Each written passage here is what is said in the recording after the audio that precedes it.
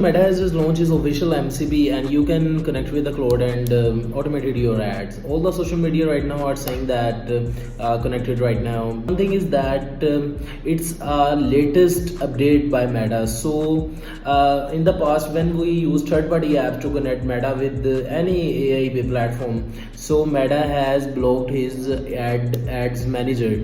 So you have to do a one precaution that not connect this MCP to your major accounts. Test it on your smaller accounts that if they are banned you have no effect of that. Also go to forums like Reddit or something like that to see which people are connected this MCP to Meta, is their accounts are banned or working well. So when after 3 to 4 months when all the testing and all the scenarios are okay, then you connect this to your big accounts. So be aware of this. If you like this video, comment below. Until then, Rahim signing off. Allah Hafiz.